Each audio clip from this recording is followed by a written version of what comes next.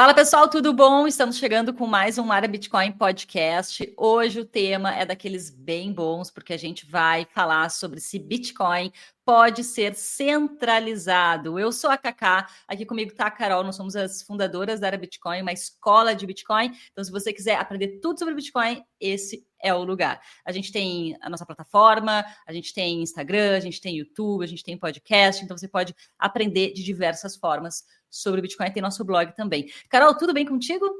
Tudo bem, Cacá? Louca de frio aqui, nessa friaca que começou aqui no sul. Mas bora aquecer, então, com os foods, né? Bora lá. Carol, para a gente contextualizar aqui a galera, por que a gente está fazendo esse podcast dentro desse tema hoje, né? Estão surgindo mais alguns foods aí, shitcoiners estão espalhando foods sobre Bitcoin. Só que não é de hoje que isso acontece. Já existiram vários foods, na verdade, né? E um deles que eu quero, alguns deles, na verdade, que eu quero puxar e relembrar aqui, antes da gente falar do principal food que surgiu agora, que é o BIP 420. Então, se você está querendo entender que história é essa desse food que pode centralizar o Bitcoin, o BIP 420, fica aqui com a gente até mais aí durante esse podcast, porque a gente vai entrar nesse assunto. E antes disso, eu quero trazer para vocês os foods, os últimos foods que shitcoiners espalharam sobre Bitcoin, né? Primeiro, a primeira forma aí de centralização que alguns espalharam foi com a mineração. Lembra desse, Carol? Sim, que a mineração estava centralizada na China, né? É esse? Ou Exatamente. Qual?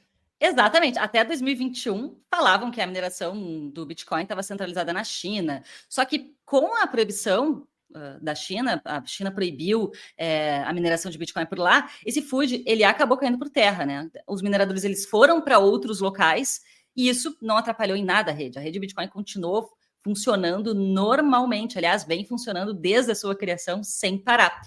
E aí, passado esse food da China controlar a mineração do Bitcoin, os shitcoiners inventaram um outro food. E aí, o food era que os pools de mineração são centralizados, que alguns poucos pools são responsáveis pela maior parte do Proof of Work da rede Bitcoin. Para quem não sabe, pool é quando os mineradores eles se juntam para aumentar o poder computacional e serem mais eficientes. Isso quer dizer que eles ligam as suas máquinas e juntam o poder computacional para ter mais chances de minerar o próximo bloco, porque quanto maior o poder computacional, maior a probabilidade de encontrar a resposta criptografada aí de cada bloco e fazer o rateio, né, do Bitcoin, daquele bloco que aqueles mineradores ganharam.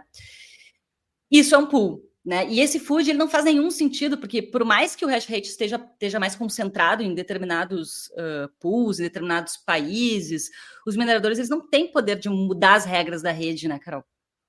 Sim, e food com mineração é mato, né, Cacá? Então, sempre, vez ou outra, vem um food sobre a mineração do Bitcoin, ou os mineradores podem, enfim, se revoltar contra o Bitcoin. Então, vez ou outra, ou requentam um food sobre mineração, ou inventam uma nova possibilidade de ataque ou de vulnerabilidade no Bitcoin, né? Então, aí, já trouxe 2 foods ao redor de mineração. Tem mais algum aí? Não, esse é sobre mineração, que foi bem forte ali a partir de 2021. Ele veio até o ano passado. Agora, por enquanto, parou um pouco esse food da mineração. Como vem outros novos, o da mineração já ficou velho, esse food. Uhum. Eu acho que de tanto os bitcoiners e a gente aqui na área Bitcoin também rebater esse food, eu acho que a galera parou de espalhar essa história. E tem do gasto de energia, né? Que também tem a ver com mineração, tá conectado com mineração. Então, olha como a mineração é alvo, vez ou outra, e conectado com vários assuntos, né? Esse do gasto de energia ele veio muito forte, até pela galera de Ethereum que estava fazendo esse contraponto, né? Teve até aquela ONG, o Greenpeace, que fez aquela campanha. Patrocinada pela Ripple. Exatamente. Esse foi um baita de um food. Então, realmente, o food de mineração ele é gigante, cada hora vem por um lado. Mas se tu prestar atenção, o food ele vem da galera de outras blockchains, de shitcoiner, para de alguma forma fazer uma mídia negativa em relação ao Bitcoin. Então, a mídia negativa é: Bitcoin gasta muita energia, usem a minha blockchain, que ela tem Proof of Stake, e gasta menos energia. Mas o que a galera não conta é que perde total segurança e nenhuma descentralização quando tu muda o mecanismo de consenso.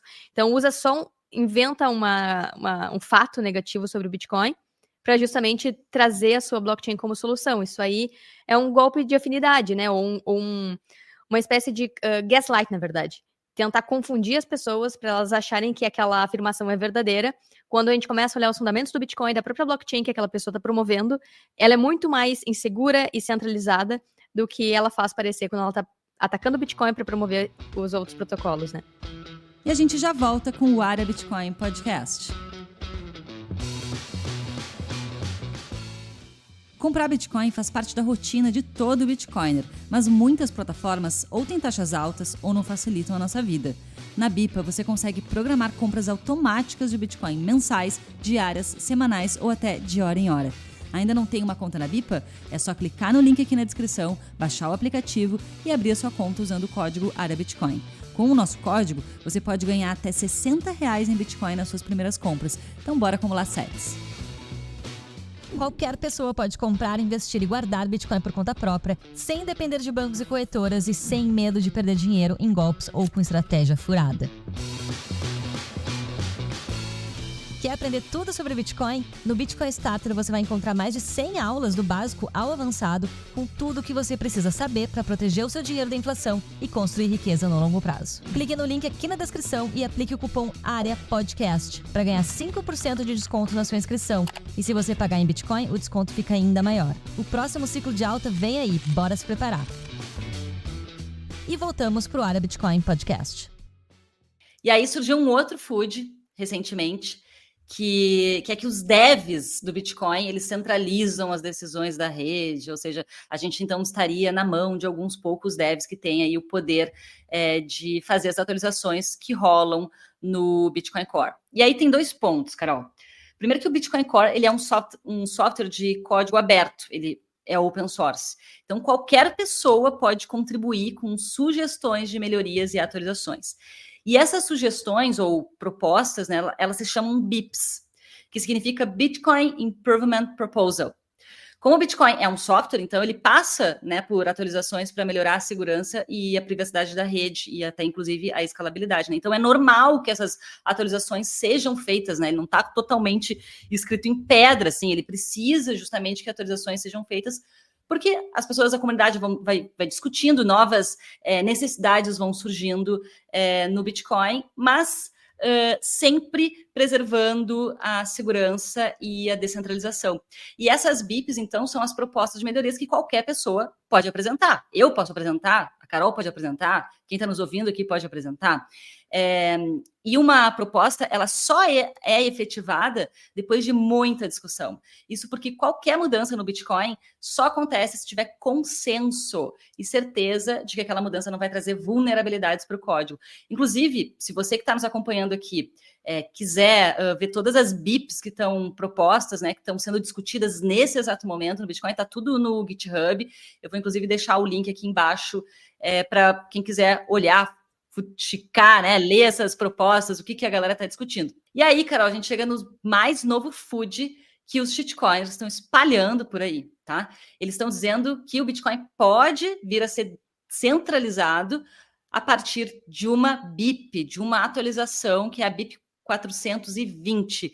E é sobre esse tópico específico que a gente vai se aprofundar aqui hoje nesse podcast, porque a gente recebeu uma chuva de mensagens de vocês perguntando que BIP é essa? Que história é essa? É verdade isso? O povo ficou apavorado, Carol.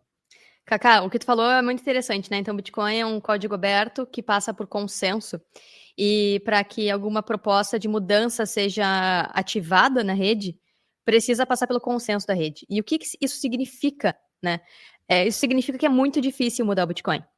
Então, se a gente compara com outras redes que fazem atualizações hard forks constantes, mudar o Bitcoin é extremamente difícil. Para que uma atualização, uma BIP seja ativada, tem que ter consenso de mais de 90% da rede. Então, não é assim, um grupo de devs que resolveu mudar um ponto do código, vai lá sozinho, a portas fechadas, se reúne, decide uma atualização e decreta que todo mundo agora tem que atualizar o seu node para rodar a nova versão atualizada. Não. Para que a rede ela propague aquela atualização, a maioria dos nodes tem que rodar aquela proposta, ou pode rolar até um hard fork, uma divisão da rede, né? Ou simplesmente a maioria não vai ativar aquela atualização e ela não vai ser adotada simplesmente. Então depende até que ponto mexe no consenso da rede, né? Então por isso que não é fácil mudar o Bitcoin. Quem fala que uma atualização vai centralizar como se fosse algo da noite para o dia, está justamente ignorando esse fato. Não é fácil mudar o Bitcoin. A gente já viu tantas guerras de narrativas e a guerra dos blocos, inclusive, demonstrou o quanto é difícil mudar a rede Bitcoin.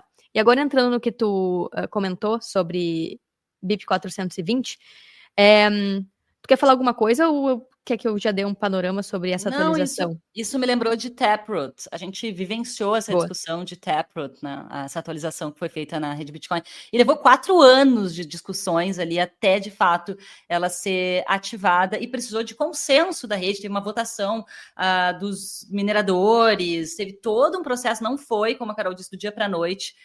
Foi muito discutido e demorou aí 4 anos. Então, não é assim. Tem muitas BIPs rolando ao mesmo tempo, inclusive algumas até bem polêmicas, né? Não só essa 420, a BIP 300, BIP 301, que a gente já falou por aqui também no canal do YouTube, que a gente já comentou sobre ela. Então, assim, tem muitas propostas polêmicas rolando ao mesmo tempo, né? E vez ou outra, os shitcoiners, eles pincelam uma, assim, para usar, para espalhar o FUD, porque eu acho que tá faltando assunto nas criptos, né? E aí a galera começa a atacar o Bitcoin. Exatamente. E se tu lembrar, não faz muito, acho que faz uns 6 meses que a galera estava enlouquecida pela BIP 300, que ativa Drive Chains no Bitcoin, e querendo que ativasse, porque Bitcoin tinha um problema de security budget, né? Que com os halvings, os mineradores iam desligar suas máquinas, iam desistir da rede. Só que aí veio, então, um monte de shitcoin em cima do Bitcoin e, por bem ou por mal, acabou aumentando as taxas. E aí acabou toda a pressão em volta de Drive Chains e pela ativação da BIP 300. Então, é o que tu tá falando, Cacá. Agora, pegaram outra BIP para Cristo, né? E essa é uma BIP antiga.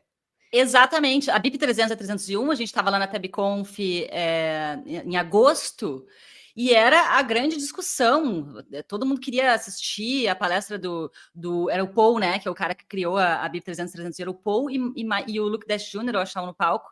Não lembro exatamente quem que era o... Peter Todd. O Peter Todd, que estava no palco. E aí, lotou, assim, a sala, todo mundo queria ver o fight, porque eram essas duas BIPs que estavam ali sendo muito discutidas, estavam falando um fight entre os bitcoiners sobre isso, se era bom, se não era bom, se tinha que aprovar, se não tinha que aprovar. Então, a discussão, ela é muito boa. Então, não é assim, vão aprovar a BIP 420 e realmente pode centralizar o Bitcoin. Não, essa é uma discussão que é feita, assim como todas as BIPs são discutidas, né? Então, pegaram essa BIP 420 para Cristo agora. Carol, o que é a BIP 420? Boa.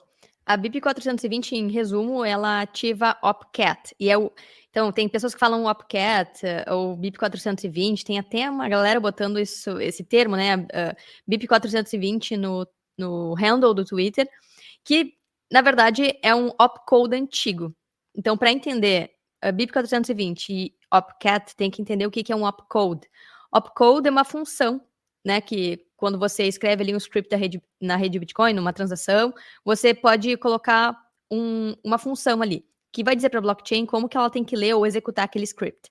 O opcode mais conhecido, a gente até falou na aula dos alunos essa semana, é o OP-Return, que o próprio Satoshi usou no bloco Gênesis, onde ele cita ali Chancellor on the brink of the second bailout for banks, que é o chanceler à beira do segundo resgate aos bancos. Então, esse opcode, que é o OP-Return, todo mundo conhece. E lá em 2010, e daí essa história tá vindo à tona, eu também não sabia disso, né? Satoshi desativou uma série de opcodes, inclusive OPCAT, né? Porque ele viu um risco à segurança. Esses OPCATs, esses opcodes, poderiam ser usados e explorados para fazer ataque spam, ataque DOS na rede Bitcoin. Então, por precaução, ele pegou e desativou esses opcodes. E aí, OPCAT, o que faz, né? Ele ativa covenants, que na verdade significam operações concatenadas. O que isso significa? É um smart contract. Acho que assim, ó, a gente tá começando a ver nascer uma nova terminologia, sabe? É até engraçado, porque a gente tá vendo o Ethereum perder força, perder valor, perder liquidez, perder o hype que teve nos últimos 5, 6 anos. E a gente tá vendo agora covenants e outras formas de contratos inteligentes, só que através de scripts na rede Bitcoin, que sempre teve contratos inteligentes, só que tinha outro nome. Então, começa a se mudar a narrativa, com a galera vindo para Bitcoin, através de Ordinals, BSC20, um monte de protocolos de shitcoin, começa a se renovar os termos, né? Então, covenants possibilita smart contracts, que são operações concatenadas ou encadeadas, que tu consegue fazer vários comandos ali para blockchain. Ou seja, quando o Kaká fizer a operação A, vai ativar a operação B, C e D. E aí, é possível criar no Bitcoin várias aplicações que, né, a galera de altcoin quer fazer no Bitcoin, ou seja, contratos de DeFi, contratos de Web3, né? Então, todos esses smart contracts de games, por exemplo, que existem em outras blockchains, a galera está se coçando para começar a ativar no Bitcoin. Muito pela pressão regulatória que está acontecendo em outras blockchains e pela exposição que ficou cada vez mais evidente da centralização, né, de equipes de devs nas outras blockchains, enquanto o Bitcoin, de fato, é descentralizado. Eu ia justamente trazer isso, Carol. Por que eles estão desesperados para trazer todas essas tralhas para cima do Bitcoin? Bom, primeiro ponto é que a gente vem falando aqui há 2 anos que isso ia acontecer, que iam criar um monte de shitcoin em cima do Bitcoin. A gente 2 anos já falando isso, que isso ia acontecer. A gente está começando a vivenciar o início dessa história.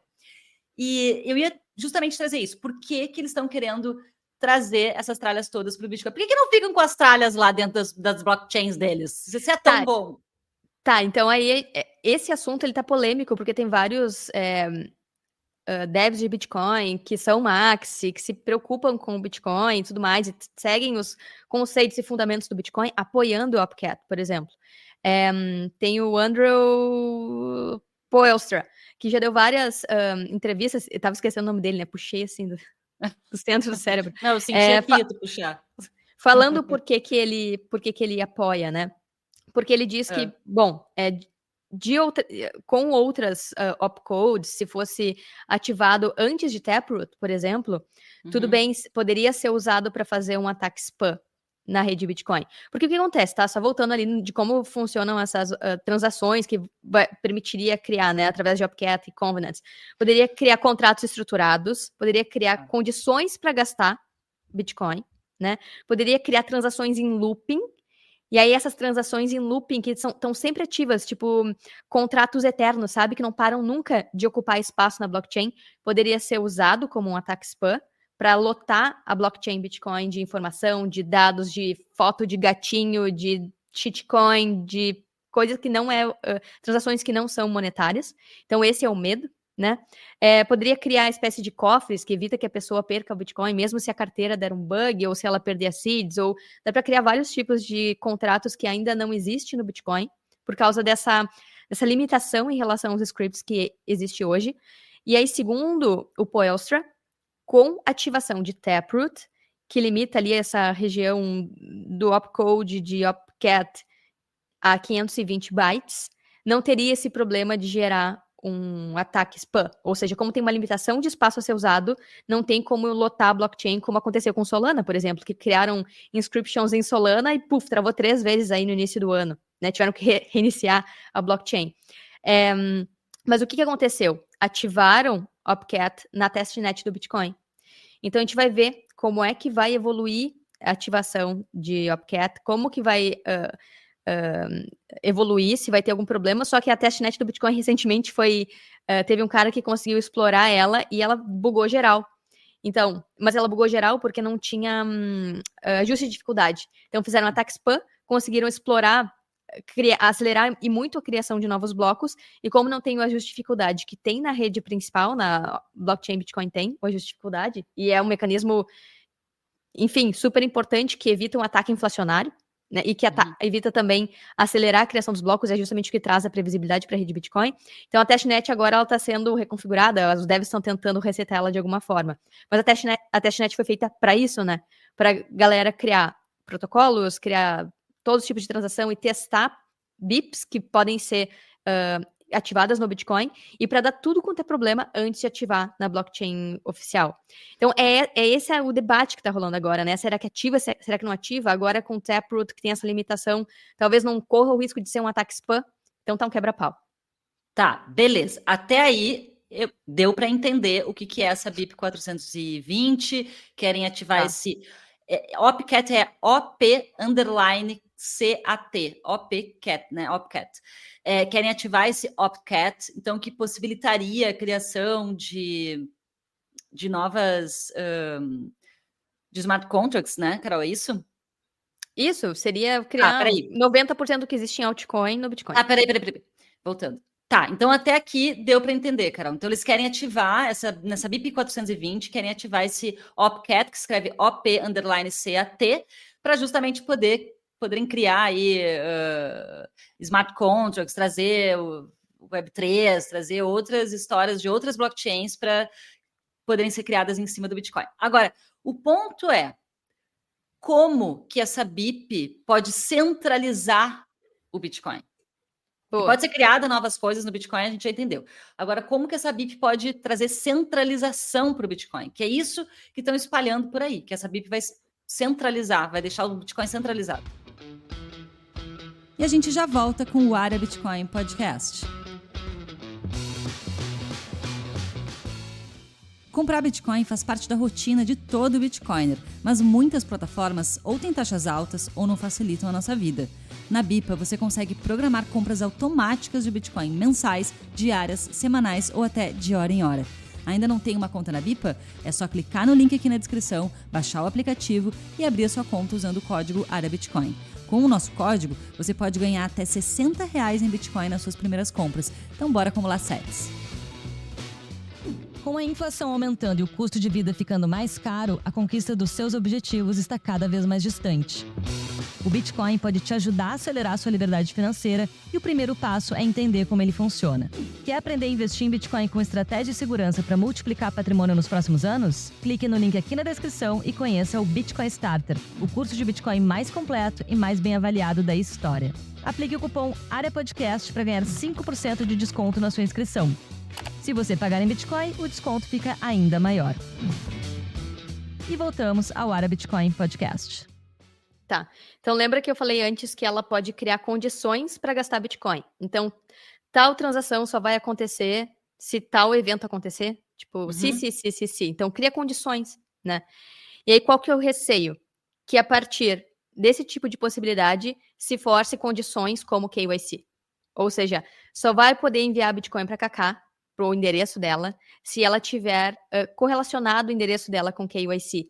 Isso poderia ser uma forma de centralizar a rede, porque quem não tiver KYCizado os seus endereços não vai poder receber Bitcoin. Ou seja, seria colocar Bitcoin na mão dos bancos e entidades financeiras e tudo mais. Ou o minerador ali, que outra forma seria criar MEV, que já existe em Ethereum, e no fim, através desses Miner Abstract Value, que é uma forma dos mineradores conseguirem antever os contratos e ver qual contrato vai pagar mais taxas para eles. No fim das contas, foi um tiro no pé de Ethereum, porque teve um momento ali que 70%, 80% dos validadores de Ethereum eram OFAC compliant, ou seja, estavam em compliance com as regras do governo americano. Ou seja, centralizou grande parte da validação dos blocos de Ethereum.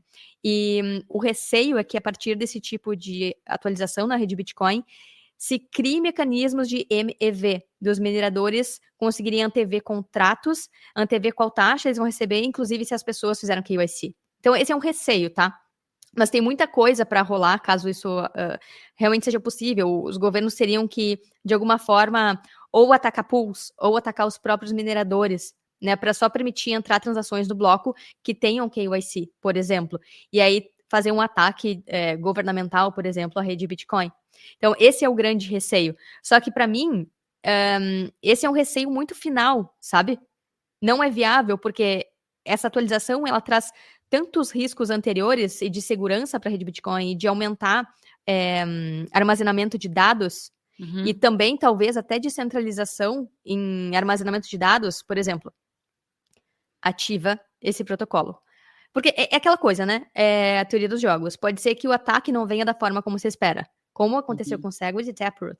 Né? Ninguém imaginava que iam criar inscriptions e ordinals e BRC20 e agora runes no campo up return e está sendo criado. Então, qualquer parafusinho que se mexe no Bitcoin tem um efeito em cadeia de longo prazo absurdo. Então, a partir de todas as discussões que a gente tem acompanhado, dá para ver que a galera Bitcoin, quem roda Node, os devs, toda a indústria, então não é só uma entidade, é todo mundo, né? Tá ficando cada vez mais cauteloso. Então, qualquer pressão de uma atualização que digam que tem que ser para ontem, que é urgente, que Bitcoin precisa escalar, que tem que, vai ser freada muito rápido, porque toda vez que vem uma forçação de barra, uma pressão muito grande, a galera fica assim, tá, por que tá forçando a barra? Qual é o teu interesse nisso? Quais são os interesses por trás? E dá pra ver que grande parte da galera que tá forçando essa atualização é a galera de Ordinals e BRC20 e Brunes. É a galera que tem o interesse de criar protocolos de altcoin, né? Eles Mas, querem, enfim, eles querem reproduzir o mesmo mecanismo de venture capitals, colocando grana nesses projetos que se dizem descentralizados e não são, que aconteceram em outros protocolos, eles querem poder reproduzir isso no Bitcoin. sim, inclusive existe uma proposta chamada The Great Restoration, tá? E tá dando também, tipo, uma galera tá tipo, jura que isso vai acontecer, e ao mesmo tempo tem uma galera fazendo pressão nesse sentido, que é uma sugestão de trazer à tona e ativar de novo todos os opcodes que o próprio Satoshi desativou lá em 2010. Então, não só opcat, mas vários. E aí a galera tá assim, tá, a gente não tem noção do quanto isso pode expor o Bitcoin. Ataques, né, spam ou ataques de segurança que a gente, enfim, porque daí começa uma guerra de narrativa. A galera que quer ativar isso tá falando que, bom, na verdade, essa é a visão original do Satoshi. Ele tinha esses opcodes ativados. E a galera Bitcoiner tá dizendo, mais Maxi tá dizendo, não, se ele desativou porque ele viu um risco de segurança e ele desativou justamente por isso, porque que a gente vai ativar e expor Bitcoin a esses riscos, né?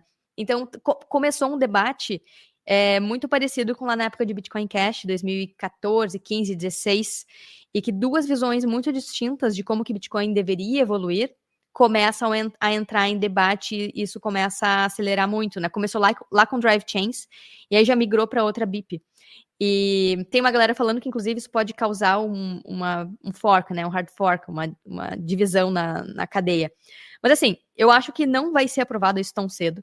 Depende de muito teste, muito debate, teste na testnet, inclusive, né? Pressão não vai solucionar, não vai fazer ser ativado mais rápido. E tem um outro ponto que é super, super importante. Bitcoin nunca faz hard forks. Bitcoin faz só soft forks. Ou seja, as atualizações são opcionais. São voluntárias. Não é como em outras redes que fazem hard forks e todo mundo que roda Node é obrigado a atualizar imediatamente, senão vai ser excluído da rede. Ou pode dar um bug. E rodar aquela versão. E rolar aquela versão. Então, todas as atualizações são retrocompatíveis. Ou seja, mesmo que, vamos supor, mesmo que ativem opcat, ninguém precisa rodar imediatamente. Um que outro node vai rodar, e aí a galera vai vendo. E tem uma informação curiosa, lá com Segwit, quando foi ativada a Segwit, demorou acho que uns 6 anos para, enfim, 1/3 ou metade da rede rodar a Segwit. A galera demorou para atualizar, justamente por cautela e receio, né, de daqui a pouco ativa uma atualização, a atualização tem um bug que não foi visto, previsto, testado, não estava ali no horizonte de eventos dos devs que ficam catando os bugs, né, ou tentando antever bugs, e pronto, aí toda a rede atualizou junto, todo mundo sofre um bug junto. Não, na rede Bitcoin é tudo aos poucos, então uma parte da rede atualiza, outra não precisa atualizar, e aí vai vendo como é que aqueles nodes que atualizaram vão rodar, né, a rede. Caso dê alguma merda, volta. Retrocompatível, volta para a versão anterior. E quem forçar a mudança, goela abaixo, vai causar, na verdade, uma ramificação, que é um déjà vu de Bitcoin Cash, né? Eles queriam forçar a goela abaixo, aumentar o tamanho de bloco. O que aconteceu? Um split da rede, um hard fork, virou outro protocolo, que agora já está praticamente colapsado, ninguém adotou Bitcoin Cash, perdeu mais de 80% se fala mais de Bitcoin Cash. De valor em relação ao Bitcoin, ninguém usa, né? Então, toda a mudança forçada, ela não vai ser adotada, ela precisa de consenso. E essa é a grande teoria dos jogos por trás do Bitcoin. Tem que ter colaboração. Todo ataque à rede torna o Bitcoin mais forte, porque comprova que qualquer ataque de forma agressiva, tentando mudar ele, tentando mudar fundamentos, mostra qual era a intenção do atacante e como a intenção original era mais fraca, era de domínio, era justamente de descentralização do Bitcoin. Né? Não era de descentralizar, mas era de tentar centralizar. Né? Então, até tem uma fofoca aí que a galera tá falando que a galera de BIP 420 e os mineradores vão se juntar para fazer um hard fork. Mas é fofoca, não existe nenhum movimento nessa direção, sabe? A galera adora inventar, né? Fazer umas muvucas, assim. Mas em resumo é isso, Cacá. Eu acho que não vai, assim, a força, sabe? A galera não vai sair atualizando só porque botaram na roda que agora a Bitcoin vai escalar muito mais rápido por causa de opcat. Não, tem que ter cuidado, porque só existe um Bitcoin. A gente não pode destruir ele. E ninguém vai querer destruir ele. Todo mundo vai ter cautela para atualizar. E ninguém vai querer uma atualização se já dá para sacar que a intenção já não é para fortalecer o Bitcoin, mas para fortalecer shitcoin, scam, golpe, moeda. O ponto é, isso sempre vai acontecer, sempre vai ter gente tentando criar shitcoin, seja no Bitcoin ou seja em outras blockchains. Mas não é porque tem gente fazendo isso que a gente precisa ser tomada por esse tipo de operação. O propósito do Bitcoin já é revolucionário, que é permitir as pessoas terem acesso à sua riqueza de forma descentralizada, universal, sem restrição, sem ser confiscado, e com 12 palavrinhas você tem acesso ao seu dinheiro de qualquer lugar do mundo. Por que a gente vai destruir isso numa imprudência, atualizando ela louca, porque tem gente querendo criar gatinho na rede Bitcoin? A galera não vai topar, isso não vai rolar. Os nodes não vão ser atualizados assim.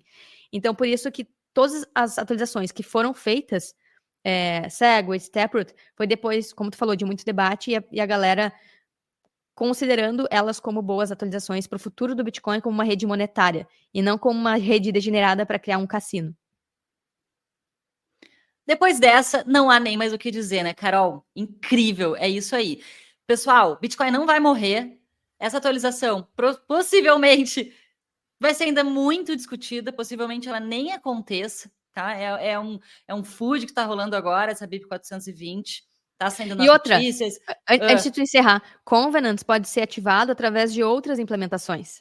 É aquela coisa, o Bitcoin, ele às vezes não vai pelo caminho que a galera acha que vai ir, sabe? Então, esses covenants podem ser ativados através de outros opcodes. Então, não é ativando o opcat só porque existe uma pressão que vai ativar covenants, que muitos devs defendem, né? E que, sim, se tem interesse que a rede Bitcoin rode contratos e seja mais versátil, mas sem afetar a segurança e descentralização. Então, pode ser que role no futuro fazer essas atualizações, mas talvez, e provavelmente não com o opcat, é só esse adendo. Então, de novo, o Bitcoin não vai morrer. Possivelmente essa BIP 420 se traz coisas que não são interessantes para o Bitcoin em termos de manter, né, a descentralização ou trazer centralização para o Bitcoin, afetar a privacidade. Muito provavelmente essa BIP 420 não vai para frente, pelo menos não dessa forma. Então, a gente tem que ficar acompanhando de olho. Pessoal, e FUDs sobre BIP tal, centralização, porque os governos, porque bancos vão centralizar o Bitcoin, porque mineradores, a mineração está centralizada, porque os devs, alguns devs são responsáveis e podem, aquele grupinho fechado ali pode fazer atualizações no Bitcoin sem consenso da rede. Pessoal, vamos entender o que está por trás antes de acreditar nessas histórias todas. Tá? Não é assim atualizar o Bitcoin da noite para o dia, como a gente falou aqui. É muita discussão, tem que ter consenso. A gente tem um monte de material aqui para vocês entenderem sobre o que aconteceu nas outras atualizações de Segwit, de Taproot, que são atualizações que vieram lá de 2017, 2021. Então, entenda o que aconteceu. Outro ponto é estudar a guerra de blocos, tem livros sobre isso, entender o que aconteceu ali naquela época, né? Por que galera de Bitcoin Cash queria aumentar o bloco? Como que foi esse processo? Foi simples? Foi fácil? O que aconteceu? Para você entender o histórico da rede Bitcoin, o que aconteceu no passado, para você saber que não é tão simples assim atualizar o Bitcoin no futuro, e mesmo se atualizar, ainda assim precisa ter um consenso da rede, ainda assim você pode rodar uma versão antiga do Bitcoin, você pode com seu próprio node não atualizar essa para a versão nova. Então não é uma coisa tão simples de se fazer. Então assim, FUDs de shitcoiners, muito cuidado. Vocês ficam acompanhando shitcoiner aí, né? Daí fica com esses troços, tudo vem. Aí a gente tem que resolver os FUD, né, Carol? Não, eu tava me coçando aqui para fazer um adendo, que é o seguinte, existem mais de 50 mil nodes da rede Bitcoin, tá? Se fazer uma família entrar em consenso, sei lá, 5, 6, 7 pessoas, tá? 4 pessoas, 3 pessoas. Já é uma dificuldade, porque às vezes nem todo mundo concorda, ou numa empresa, sei lá. Imagina fazer 50 mil nodes entrar em consenso. Não é fácil. Isso aí deve ser os nodes que são visíveis, né? Sim, os nodes visíveis, que são rastreáveis. Fora os que não, que são invisíveis, que usam Sim, Tor. que rodam Tor. Então, assim, por isso que a Cacá tá falando que é difícil, porque é 50 mil nodes, 50 mil máquinas rodando versões de software que estão alinhadas. Então, nenhum protocolo conseguiu isso até hoje, sabia? Por isso que Bitcoin é uma máquina de poder computacional e de colaboração global. Nem governos conseguem isso. E Bitcoin consegue colaboração entre pessoas em vários países do mundo que não fazem que não falam a mesma língua, mas falam Bitcoin. Elas concordam entre si através do Bitcoin com algo tão difícil que é concordar sobre dinheiro. Então, enfim, por isso que é tão difícil mudar, porque quando se trata de dinheiro, as pessoas vão ser o mais conservadoras possível. E não sair, né, fazendo experiência com o seu dinheiro, ainda mais ser o dinheiro do futuro, né? Pessoal, espero que tenham gostado desse episódio, que a gente tenha conseguido esclarecer aqui para vocês os FUDs que já aconteceram aí no Bitcoin, se Bitcoin pode vir a ser centralizado. Carol trouxe informações maravilhosas aqui sobre BIP 420. Qualquer dúvida que vocês tiverem, gente, vocês ouviram algum FUD, alguma história assim por aí, vem, nos manda pra gente, que a gente está aqui para te ajudar a entender e esclarecer como funciona o Bitcoin de verdade, tá? Então não se preocupem, tá tudo certo, vamos acompanhar aí o andamento dessas discussões, tanto de BIP 420 quanto de outras BIPs, mas até o momento tá tudo certo. Essa BIP aí deve ser discutida por muito mais tempo, assim como a BIP 300, BIP 301, que até desaqueceu, né? Não tá mais assim nos holofotes, o que deve provavelmente acontecer com a BIP 420 logo mais, não sei. Vamos ver o que vai dar. Mas, pessoal, obrigada por tudo. E é isso aí. Até o próximo episódio, pessoal.